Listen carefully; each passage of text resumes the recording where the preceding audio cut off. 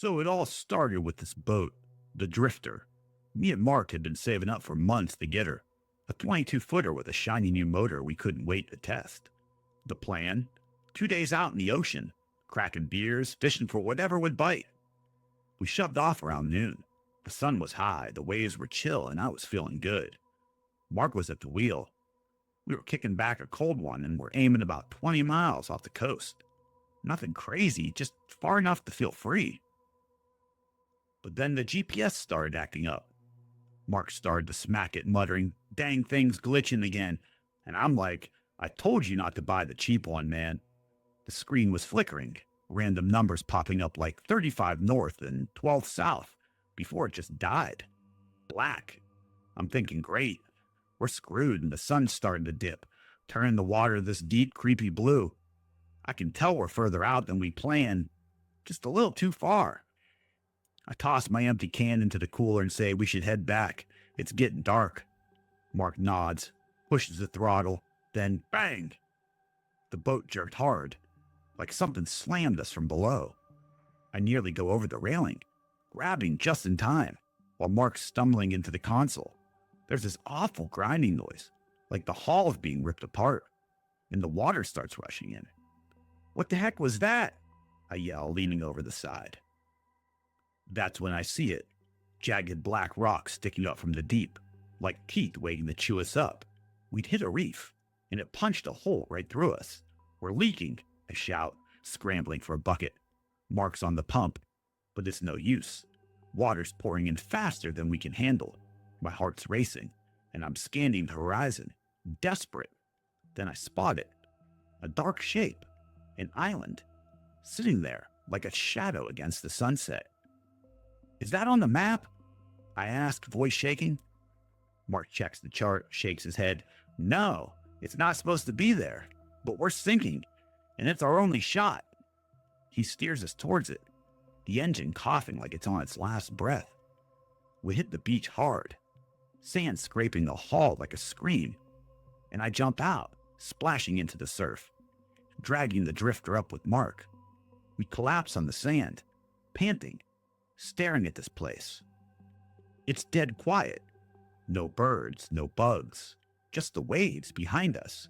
The jungle's thick and dark, stretching up to the cliffs. And through the mist, I see something. A crooked concrete building.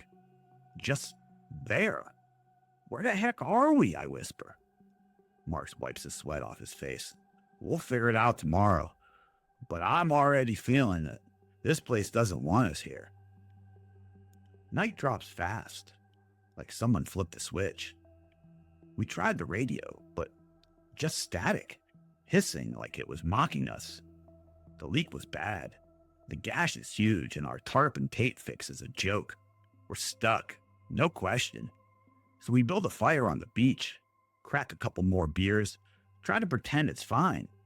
But I can't relax. Something's off. I'm staring into the jungle when I hear it. Dragging footsteps. Slow, like something's heavy moving through the trees. Then this rustling and a low, wet breathing sound like someone's choking out there. "You hear that?" I whisper to Mark.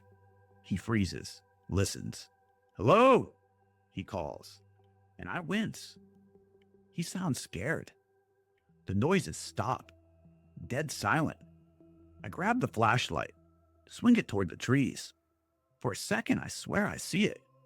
A tall, pale figure just standing there, head tilted weird. But when the beam hits, it's gone. Nothing but shadows. "Wind, maybe," Mark says, but his voice is shaky. I don't buy it. "Yeah, sure," I muttered, pulling my jacket tighter. We tried to sleep, but that rustling, it's back.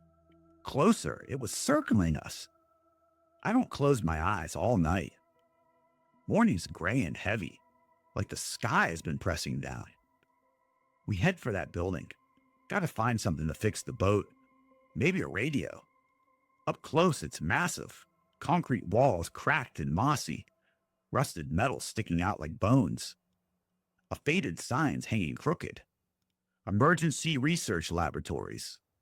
"What kind of labs out here?" I ask. gripping a crowbar from the boat. Mark shrugs, pushes the door open. They screech like they're alive. Inside, it's cold. Dark. Stinks of rot and mildew. My flashlight catches broken machines. Vials crunching under my boots. Mark grabs a paper off the floor. Human resilience trials. Genetic optimization through infection. My gut twists. I swing the light to the wall. Photos. Black and white. People at first, normal. Then, not. Eyes bulging. Skin peeling. Teeth like knives. Oh, jeez, I breathe. They were messing with people. Something dark. Lock on us. It stands. Bones popping. Lurching at me. Then another rises. Another zombie. Twisted and broken. Decayed flesh hanging off them like rags. Run! Mark screams. I swing the crowbar. Crack one skull. Black goo sprays everywhere. But more are coming. Moaning. Clawing. Mark rams the door. I kick it. It flies open. And we bolt. Their screams start chasing us. Shrill. Hollow like nails on metal. They're fast. Too fast. Hands reaching from the cells as we pass. We hit the jungle. Vines slashing my face. Their moans right behind us. We make it to the beach. The drifters rocking in the tide. Get it started, I yell. Jumping in. Mark's fumbling with the key. Hoping our temporary patch holds. Hands shaking bad.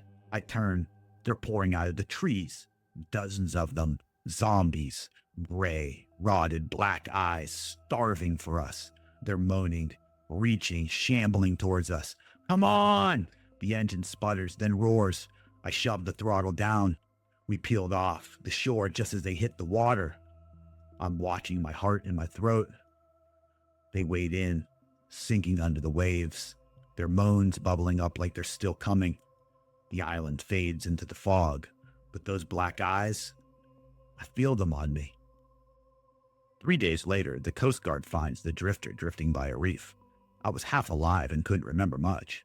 No blood, just wet footprints to the bow, then nothing. They say Mark drowned. He tried to swim for it. But I saw those scratches on the hull. Deep, jagged, like claws climbed aboard. The leak got worse. The pump quit. And those things, they didn't stop. Last thing I remember is the boat hitting another reef, splitting open, water gushing in. Or maybe something else pulled us under. So yeah, if you're out there 20 miles off the coast and you see an island that's not on the map, don't stop. Don't look back. Just run.